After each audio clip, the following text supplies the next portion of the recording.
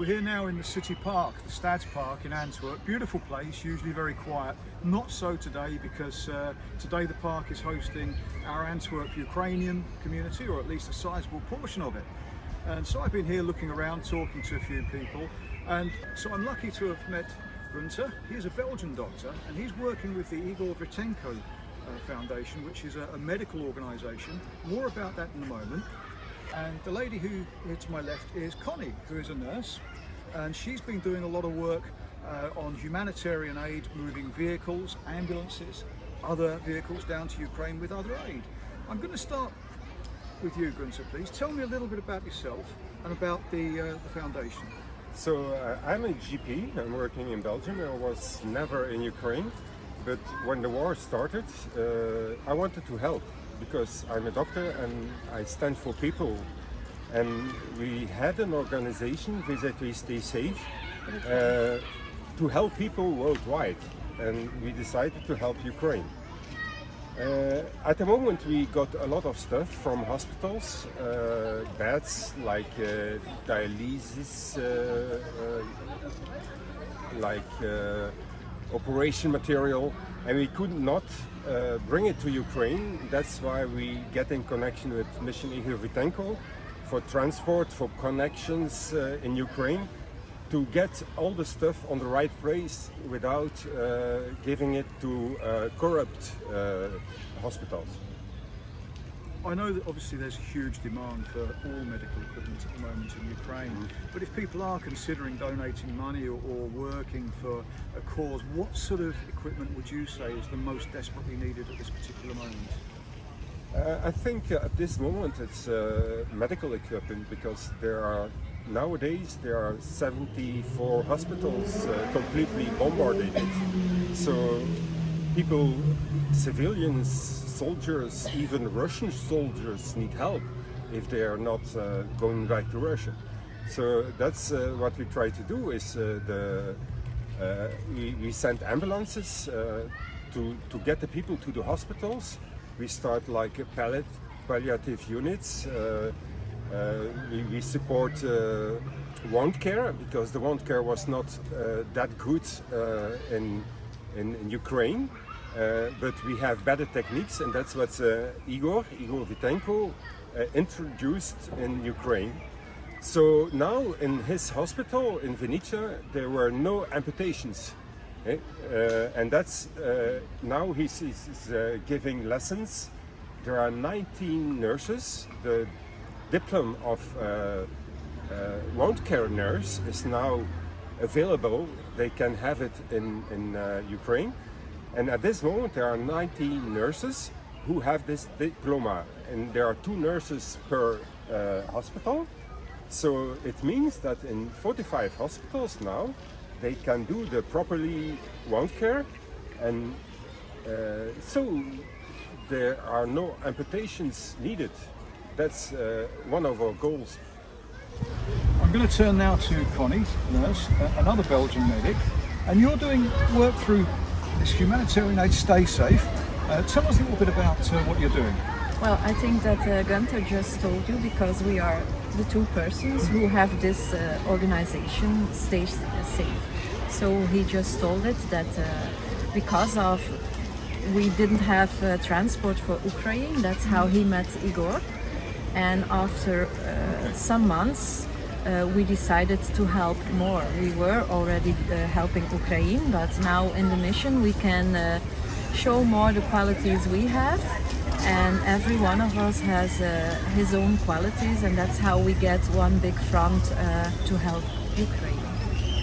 I wanted to ask a question. So it's been about 2 years now since or more than 2 years since the first Ukrainian refugees started to come to Antwerp, and we started to see them appear, I would, if memory serves correct, maybe 2 or 3 months into the current conflict. Do you feel that the community here now, the Ukrainian community, is settled sufficiently that it needs less help day to day and is more integrated, more able to kind of find its own way? My own opinion is that I believe that they tried, but they will never settle down here. They will never settle down in Belgium. I believe that most of those people will turn back to their country.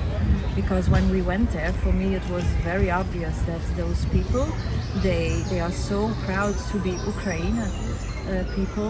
They are patriotic, very big patriotic people. We could have a little bit a lesson from them, because what you see there is you don't see that in other countries, not where I went, for example.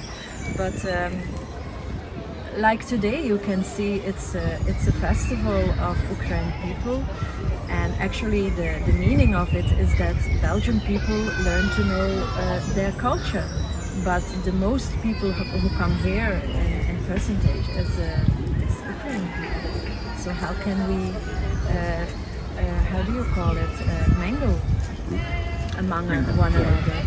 But also we brought 6 people from Budapest, from Hungary, because everyone in the beginning of the war they were always going to Poland.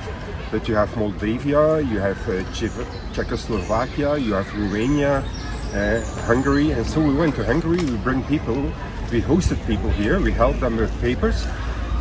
But after a year, they went back because they missed their friends, they missed their family, and the family is still living, and they are not living underground. They just, when you sitting at a bar, when you sit at a bar and you drink a beer, you see someone passing with prosthesis. Nobody is looking. It's normal. I saw a girl, a beautiful girl, kissing with his boyfriend. He was missing an arm. So it's getting normal to live in these conditions.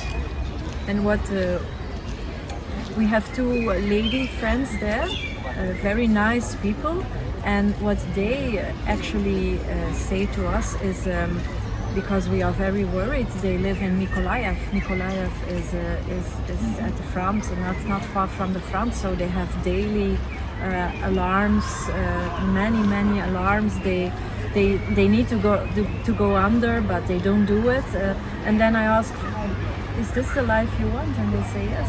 We are in our country, and we like more to be appreciated in our country, to be afraid that we can die every day, than to go in a country that doesn't appreciate us enough, and where we have little friends, and when we even have difficulties to get work. So they went back and they will stay there. That's why I say that I believe, that's my personal opinion, that they will never get settled here. Not like people think.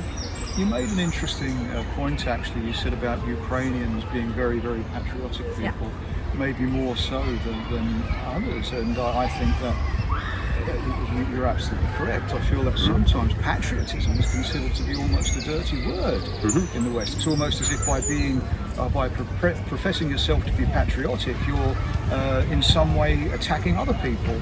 This is not the case at all. Do you think actually we can learn something from the Ukrainians while they're here? Yes. Perhaps we can get a bit of self-esteem and self-pride back. You can be patriotic and also at the same time modern and intelligent. That is what we see in Ukraine. Very intelligent people. The technology there is so sophisticated. You can't imagine. And then beautiful people. They are proud. They are proud to be women, to be men, and very patriotic at the same time. Ukrainian women are very strong, aren't they? I mean, I've learned this over the years. Yes. You wouldn't want to stand in their way, would you? No. They get things done. They get things done, and what I learned about from Ukrainian women, that is, you can be strong and beautiful at the same time. Absolutely. Yes. But it is also a very rich and intelligent country. We went to the Polytechnical University of Kiev with the rector, and there you see Sirkovsky. He made the first helicopter. The third computer in the world was made at this university in 1953. So they have the intelligence. The Antonov, the biggest airplane in the world, is made in Ukraine. So before I went to Ukraine, I was thinking it's country like third world country, but people are very smart and it's very developed. It's very different to Russia. I've been in both on a number of occasions, and the two countries are as different as chalk and cheese, as we would say. Very, very different people. My feeling is that Ukrainians are very European.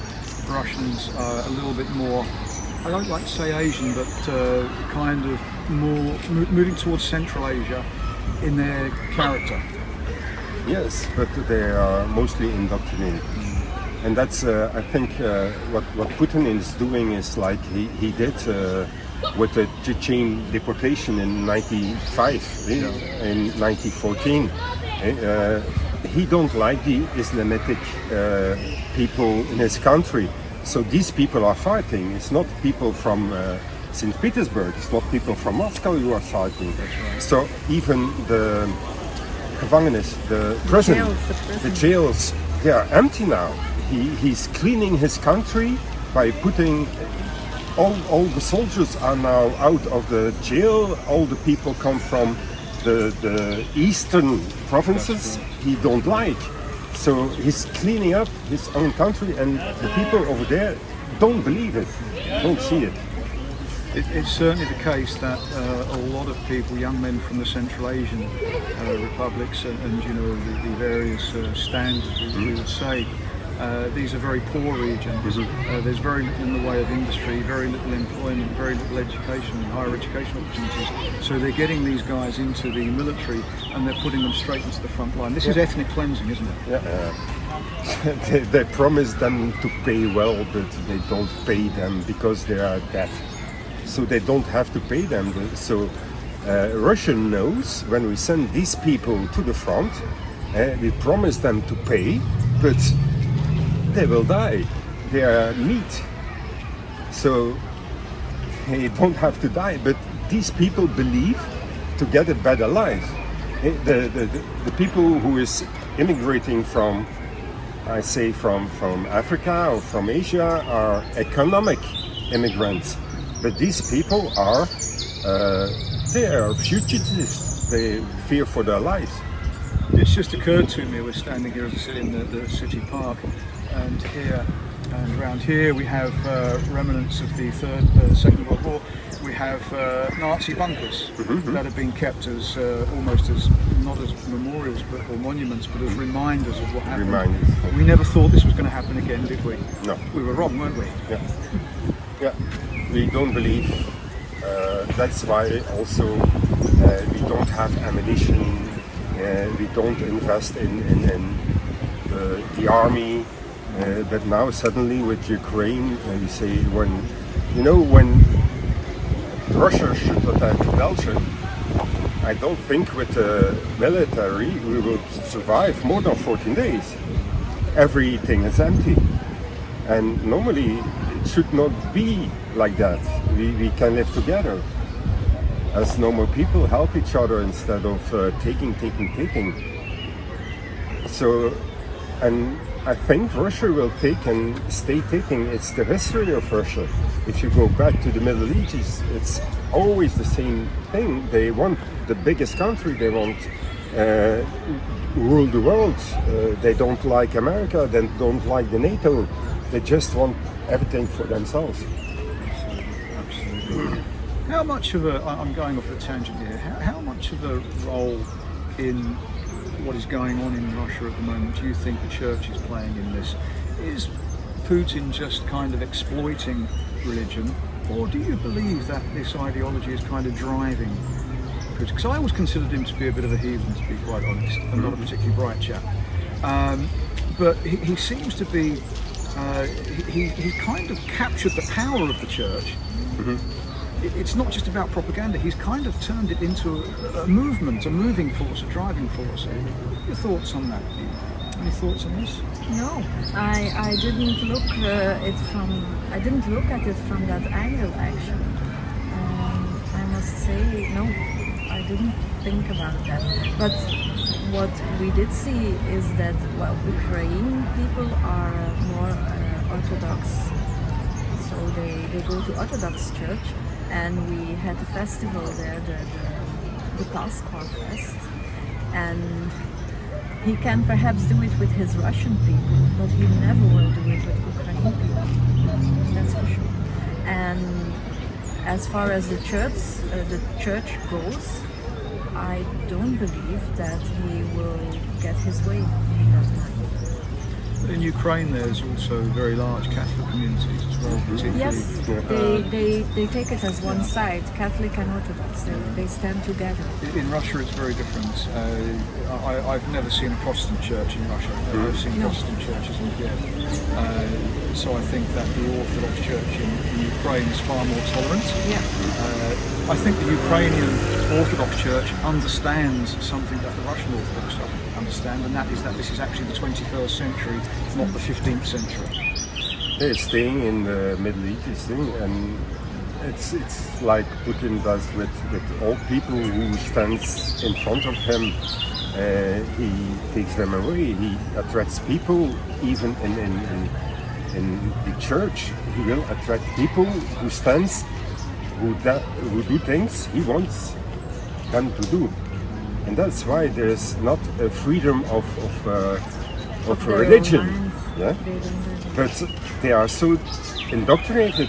There is no other option. I think indoctrination, you touched on something there, because if we think back to, talk about the Nazis, think back to Hitler, think back to Mussolini, these were people who had a certain, it was perverted, but they had a charisma. They were able to capture people. Vladimir Putin's got all the charisma of that lamppost over there. I mean, this is a man completely devoid of personality. His expression rarely changes. He speaks in a monotonous kind of way. So, yeah, it's some other power that he's harnessed. Yeah, he comes out of the KGB, yeah? Well, of course, tells us all we need to know. Yeah. Listen, Connie, Günter, thank you very much for your time. It's been really interesting. We moved Thank away you. from the organisations that you're working Thank with you. into all sorts of matters, esoteric and political. It's been a great pleasure speaking to you. For us, it's very friendly that you have interest in what we're doing, and we keep the thought about what's happening in Ukraine alive. Yes, Absolutely. that's important. Connie, Thank you very much. and best of luck with the work that you're doing. Thank you. Okay. Thank